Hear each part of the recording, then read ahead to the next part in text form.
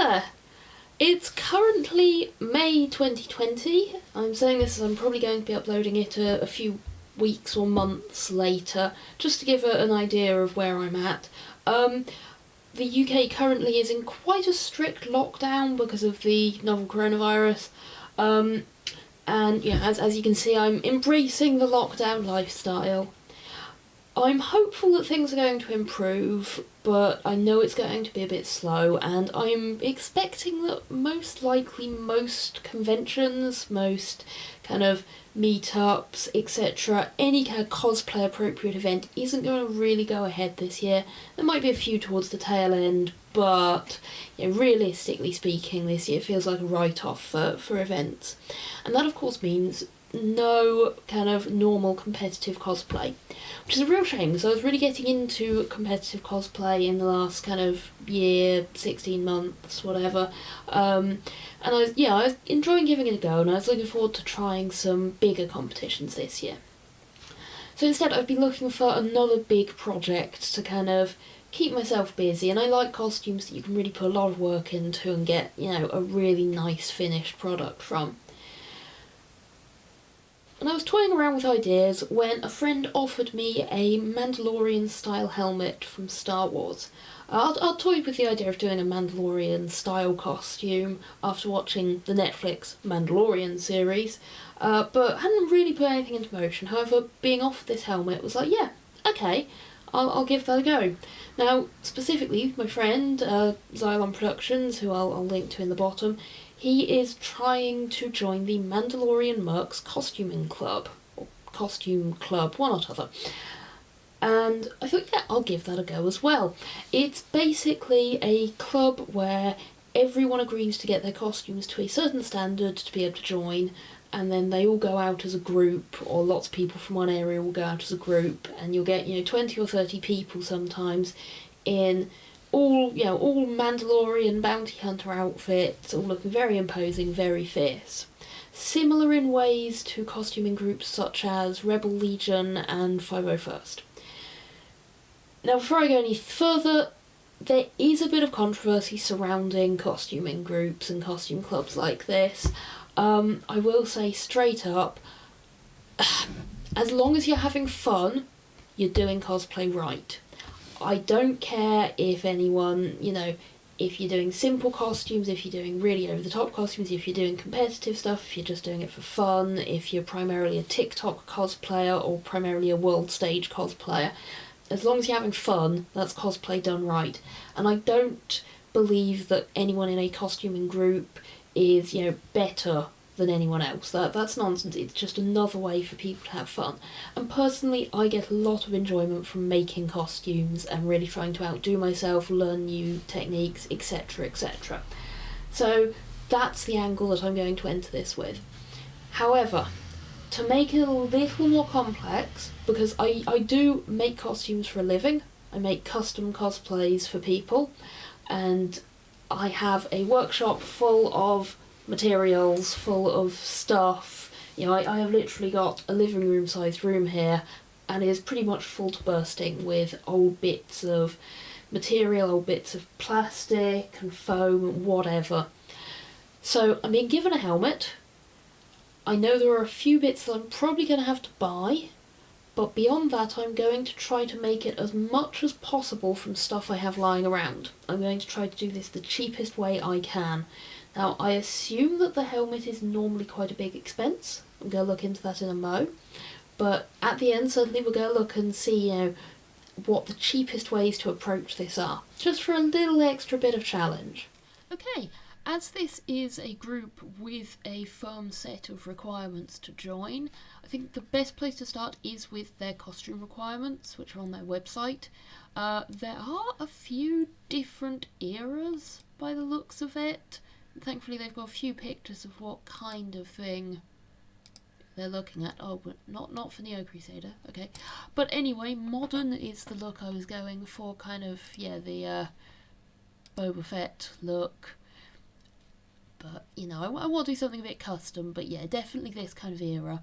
So, luckily they have really specific details. I mean, really specific. I'm not going to go through all of these. Obviously, the helmet stuff I'm not going to massively look at because I'm just being given a helmet, which I'm gonna hope is acceptable. There are a few things I will have to consider, like the face has to be not visible through the visor. It has to be kind of opaque enough or reflective enough. It has to reach all the way to the bottom of the helmet, etc, etc, because as far as I'm aware, I'm putting a visor in the helmet that I'm receiving, and I think a lot of helmets that you can buy commercially don't come with visors. Armour, whew, okay, yeah, lots of details there. Generally for costumes, I have to admit, I tend to think from the inner layers out. So let's have a look at soft parts. This is, start with the underlayers. One thing I do find looking at all of this is that I find it a bit confusing, the terminology used. Now, I've seen some groups such as Rebel Legion where they have specific characters. They really have a breakdown of what each bit is. So if they say, for example, that you've got to have the right belt for Luke, they will have pictures of the belt that they mean, and then pictures of the sash underneath. So you know what bits they're referring to. Whereas some bits on here, the terminology is a bit difficult for newcomers. Like, I didn't necessarily know what was meant by flak vest. I've come across the term as a military term before, but I didn't know if it had to be a proper military flak vest. In fact, they say that some of them can, but that assumes that they don't have to be. A neck seal, I don't know entirely what's required for that. Nonetheless, I'm sure there are people I can ask about this later, and they do advertise quite heavily that they've got a forum, which I will be definitely checking out. But anyway, we'll go look through the rest of this, and the main bits to deal with: flight suit must fit snugly to the wearer, must look as if it's one piece. I think I'm going to go for the simplest version of a lot of these. Like, they say you can have double sleeves, stripes or elbow reinforcements. I'm going to probably try and skip all of that.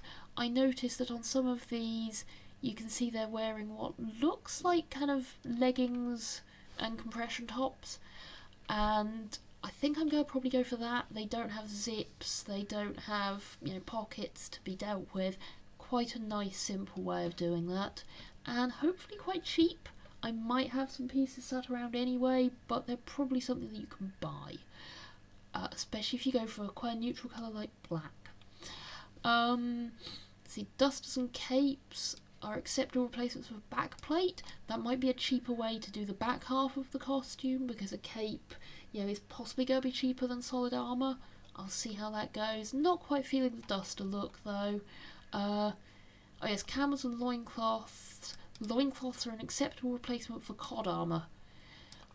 Again, probably the way I'm going to go. I do want to make it quite light, and again, it's probably going to be cheaper and easier.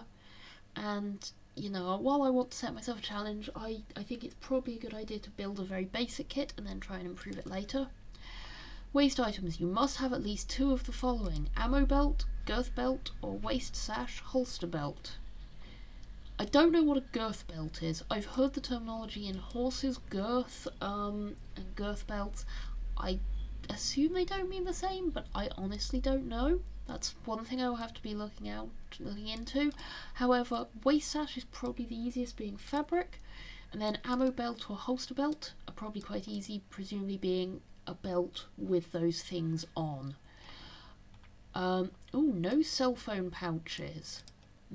Hopefully you can still have something of cell phone size. Armour strapping must be of an in-universe material. Tactical web belting. Elastic strapping is generally unacceptable. Okay, that's an interesting one. Elastic is generally a really useful one on costumes. I've used it for quite a lot of costumes, including kind of fancy costumes, as long as you keep it kind of semi-hidden. But I get it. It's what they want, so that'll be fun. Gloves, full-fingered gloves. Honestly, for that, I'm probably going to just buy some cheap gloves. Boots. Combat boots are considered the primary acceptable boot. But scanning through here, it sounds like I have horse riding boots or knee-high or calf-high boots. are all acceptable as long as they don't have visible lacing or zippers up the front or anything, which again makes this quite simple. I don't know if this makes it harder for people with larger shoe sizes, but I personally find that I can get a decent pair of kind of calf or knee-high boots from a charity shop for about a £5. Hopefully eBay will be similar. Going towards the outer layers then, armour. Now, yes, maximum spacing should equal no more than 1 inch, but half an inch between the outer panels and the inner diamond. There's a lot of detail here. Let's see. Oh, is that just chest armour? Right, so you need full chest armour with the neck plate, the chest plates and the abdomen plates. You need knees and a codpiece or loincloth. Again, there's a lot here that goes into optional stuff. I think again we're going to go for the simplest versions that we can, and kind of go from there. Gauntlets. I'm surprised gauntlets have their own, because Mandalorian gauntlets have kind of rockets and such on them. I do notice again they have some easier ones of that, so like full or half bracer style hard shell gauntlets. I'm kind of wondering if we can fudge something like that from kind of cups or something. It might sound crazy, but cups are actually not too much like bigger than arms, so we might be able to work something there. Anyway, I'm going to read through all of this properly and try and kind of get it semi-memorised and plan out exactly what I'm doing. Now, before I start any costume, I like to do a sketch and a list of what needs doing. This isn't a firm sketch because I'm kind of making it up a bit as I go along, but it covers all the main details that I need to do. So we've got a flight suit, the neck seal and vest, the waist, and you can just about see the shape of ammo pouches there, loincloth, waist skirt, leggings, knee bits, and then I've sketched also the bracers and the armour. This just gives me a rough idea of what it's going to look like, hopefully, and lets me kind of think about the shapes. So from here I can kind of play with shapes and see what kind of look I fancy, and again for the loincloth as well. And it gives me just an idea of how big a project is. On this side I've also got a list of everything that I need to do, my soft parts, my armour, my prop, and then I can tick bits off as I get them done. Now, as the build progresses, I'll often scrawl more details in this big blank space. One thing that I'll usually start with is putting my measurements on here so that I can remember what I'm doing, and then I can sketch things out, such as when I get to the flak vest, excuse me, I'll be roughly going for that kind of shape. There's your shoulders, and then I'll know that the bit I need to cut is 36 divided by 2 plus a bit, so I'll need to cut about 18 inches and measure my torso length, about 19 inches. And that just gives us a rough idea, and scrawling these notes I find to be really helpful. Here's the next useful thing I was pointed towards by my friends. Mando Maker, Zam app. This does actually seem quite useful. You can select your rough body shape and then go through and select which pieces you will have and what colours you want them to be. I think that's going to be pretty nice just for getting an idea of what colour scheme. You can, I think, select whether or not to have cape. Now I think for my colour scheme it's going to be easiest to go, oh gosh, this menu is a bit all over the place. I think it's going to be easiest to go for a black underlayer because they are really quite simple to find, general long sleeve top, sports compression layers. The vest I want something kind of neutral, maybe go for a grey for that, because for the armour I want to go for purple. It's so stealthy, I know, it would be great in like desert combat or woodland combat, anything like that. absolutely. No, purple is my favourite colour, so I think that's what I'm going to go for. I don't think it requires too much finalising at this stage, but it's nice to get an idea of what works and what doesn't, kind of colour-wise. Obviously it's not going to be perfectly accurate to mine. I'm going to have a very different waist looking area because I'll have two things there. I'll have a very different crotch looking area. I'll have probably boots coming up over the leggings. No, that's too much with a blue cape. Maybe a black cape as well. Might be a bit Darth Vader. White cape. Something. We'll figure that out. It's a nice reference to go from, but I don't think I'm going to stick super rigidly to what I come up with on here. Then with all my basics decided, it's time to start looking at resources. So there's the costume templates and tutorials section of their website, which looks really helpful. A lot of the tutorials themselves are on the forum, which you have to register for, but that's good because they do recommend registering anyway, because you can put up a work in progress thread and get kind of real-time feedback rather than building the whole thing and then finding out that something's wrong.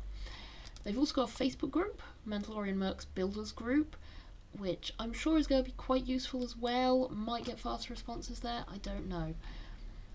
And with my basics decided, all that's really left is for me to get started and decide on some actual materials. As you can see, I was not lying about having lots of materials, and I've got more and some foam and some Sintra under there, which is good because they're quite firm about what you can and can't use for the armour in particular.